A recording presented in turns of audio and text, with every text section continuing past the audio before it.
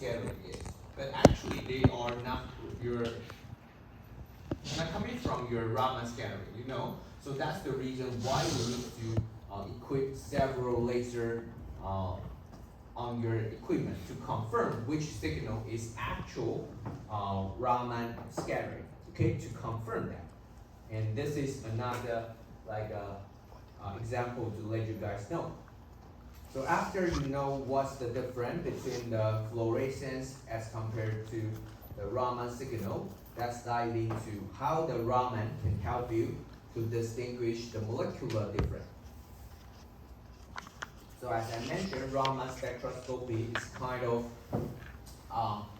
spectrum that can help you to know the material vibration. And it's not only can be used for the molecule, it also can be used in some small molecules such as methanol and ethanol. You know, methanol and ethanol, their molecular structure are shown here, and there's only one carbon difference between those two. But if you are using conventional techniques, except using the NMR, nuclear magnetic resonance spectroscopy, except you use the NMR, there's no additional way you can distinguish those two molecules. So Raman is the one which is more like easier for operation, and you can distinguish those two. And you can look at what's the difference between those two.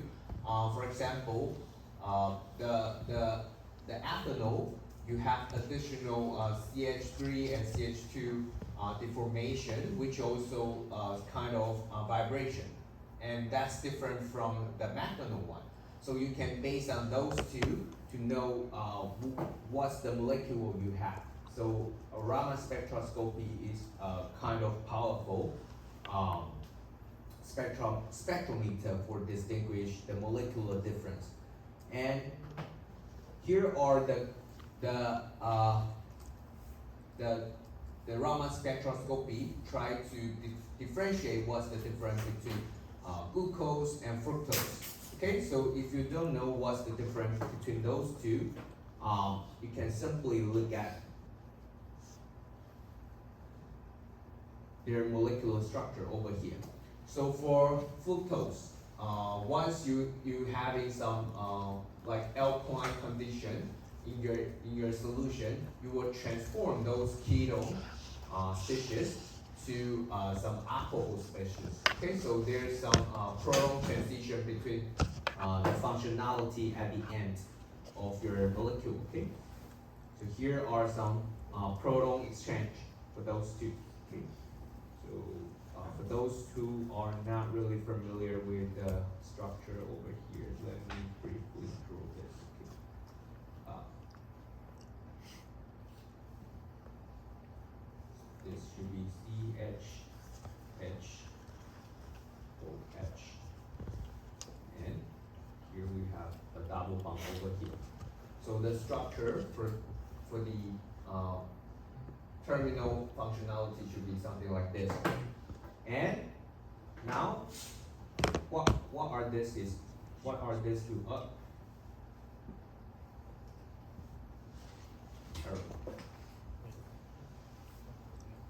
I'm not sure you guys have learned something similar to organic synthesis or not. But what this is doing is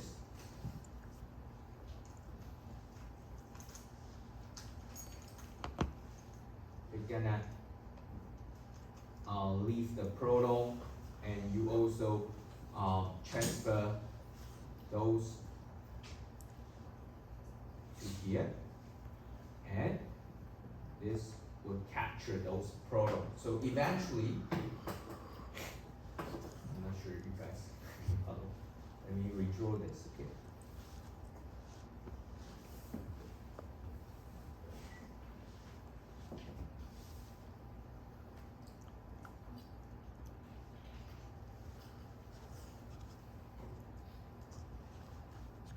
Okay, so the functionality is exactly overlap together. So let me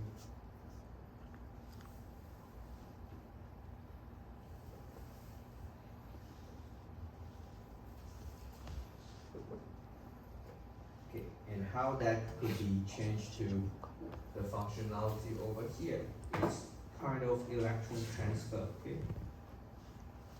So it could be those two electrons who come into here to become a double bond over here, okay?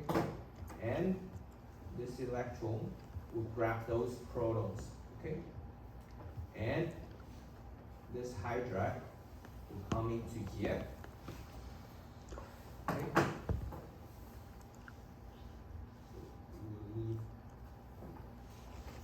Those will be something like a hydride transition to this carbon species. So eventually you will see, so you can see something like this.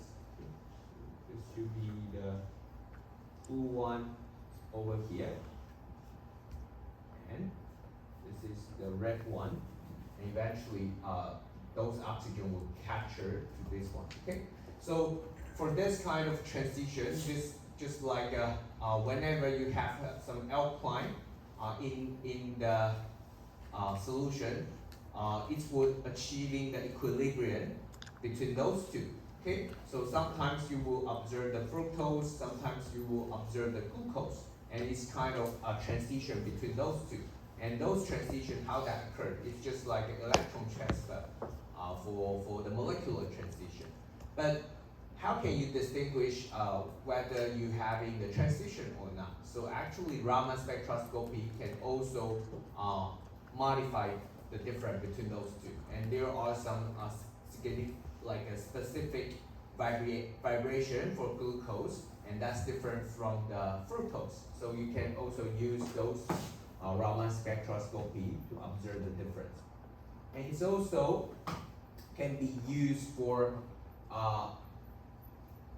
distinguish the diastrometer. Okay, if you are not know what this specific word is, it will be, forgive me, I write a Chinese over here for those who are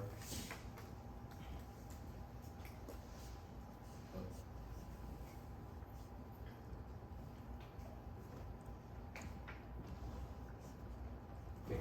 So why that what's the main difference between that is you can observe the carbon species over here. Okay? So this carbon species, actually there's one additional proton. They did not plot that. So in one case, the proton is penetrate out to the screen, okay? And in other case, one proton is at the back side of the screen.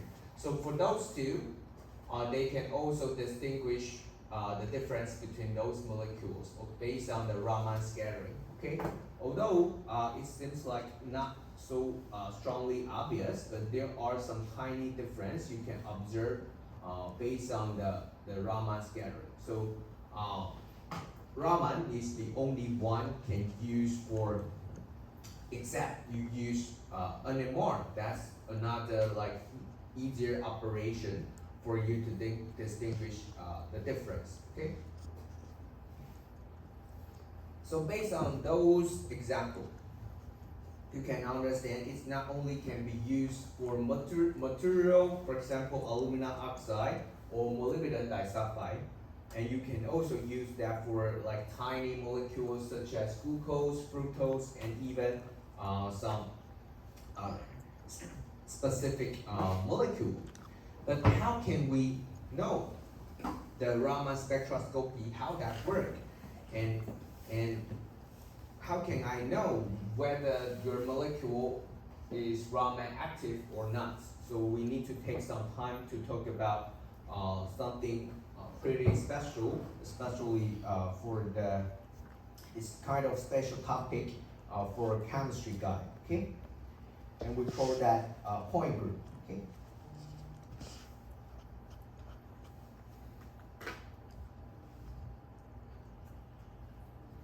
Who's coming from MSc? I think some of you guys coming from MSc have learned space group, right? For crystallography. So because chemists or if you are major in the chemistry, we are now learning from space group, because space group are using for explain the materials. We are learning based on much easier way. We call that point group, and point group can help you to explain what's the vibration or some specific case for the molecule. Okay, so I would like to go through simply go through some of the concept for the point group. For chemistry, they would probably take several classes to explain what are the point group is, but we only have one class left, so I will try my best to let you know how you use the point group to explain what's the molecule vibration is and how can you determine the molecular vibration. But we cannot go dive into all the concept behind that. And I think one of so if you go to the slide 37, there are two open sources that's coming from Professor Zheng Yuanzhong from Department of Chemistry. They have some open sources. He tells us details for how can you use point group or how can you use character table for determining the Raman active species or not. Okay, but today I'm just let you know how to operate that. But if you want to know dive into more details about that, you can just go straight for those two link over here, and he provide a really solid explanation for the point group and character table. Okay, but unfortunately, if you are coming from other country, you probably cannot see this one, because he told the point group in Mandarin rather than in English. But those who are Taiwanese, feel free to, if you want to know more details about point group or character table, just go ahead for those two links. Okay. So that's simply diving how the point group and character table working. Okay. So here before we dive into that, we take some time to know the vocabulary we're gonna use over here. So there are several vocabulary. So for example, if we assume there's a component, and you can think it's kind of triangular material, and the atom is placed over the corner of the triangle. You are forming something like this, okay?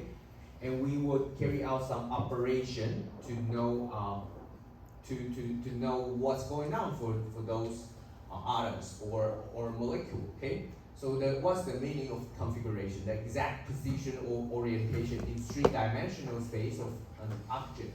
So if you're not doing anything for this material or molecule, we will call that identical configuration. You are doing nothing, okay? So the result from the operation. The operation meaning, later on we will talk about what's the meaning of operation. You probably will rotate that, or using some mirror plane to reflect those atoms. And what we are doing is we want to predict what's the stretching mode for your molecule during the Raman spectroscopy, okay? During the Raman scattering. So we need to carry out some specific operation. And what's the meaning of equivalent configuration? For example, now you have the atoms over here, and we try to mark them as 1, 2, 3, okay? And if you are trying to rotate, and by the way, those atoms are exactly the same. For example, we just assume all of these are proton, although we don't have this kind of molecule. And if you try to rotate based on this axis over here, rotate like 120 degree, and you make the 1 to 2, okay, you rotate like clockwise, and 1 to 2, 2 to 3, 3 to 1, okay, you will get the exactly same like configuration. We will call that equivalent configuration, okay? And what's the symmetry operation? Symmetry operation is something we were told that later. Operation is something what I just mentioned over here. You can rotate like 120 degree. That's the operation. And what's the meaning of symmetry operation? That's an operation whose application to the geometric structure yield the orientation that is indistinguishable from the initial operation. And you know what we are meaning is after you carry out rotation for 120 degrees, you cannot see any difference for the original state to the final state. And we will call this symmetry operation. And we will use some symmetry element to describe this specific operation. And if you are really confused about those vocabulary, probably we just start to go through one by one, and we can come back to review those vocabulary again later on, okay?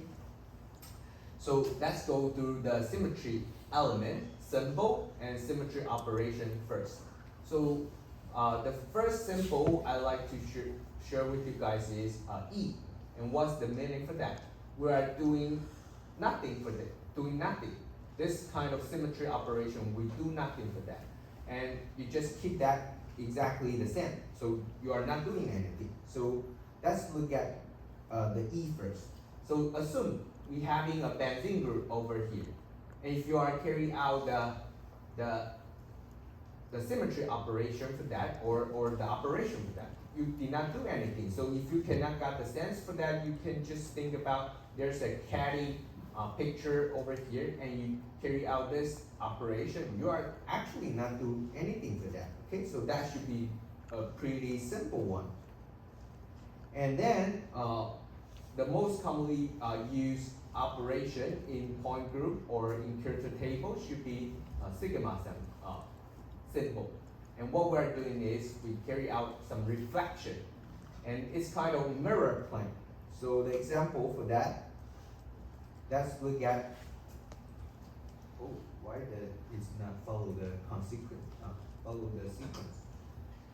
So let's look at how the mirror plane look like. So here, again, the benzene group over here. So you carry out the mirror plane. For example, you just project those atoms along this mirror plane, and you can get the exactly same thing. So based on this, could you think about how many mirror plane probably you can observe on this benzene group? It's not only over here, right? You can also get the atoms. You can also plot based on this, right? And you also can plot the mirror plane just on your projector. You know, so we can have at least 3 kinds of mirror plane. And this one, you're gonna passing through the atoms. And this one, you are not passing through any atoms. And you can also observe another mirror plane, which is on the projector. Make sense? So based on this, there are like at least 12. Let me use the exactly same color for the same mirror plane. Okay. You would have those 3 for the mirror plane. The blue one are the one passing through the atoms forming mirror plane, and you can also having the one on the projector. Okay. So that are the mirror plane. So let's come back. So it's around 310. Let's have 20 minutes break, and we will coming back to finish all the symmetry operation. Okay. So if you cannot follow what I'm saying, because I want to finish all the content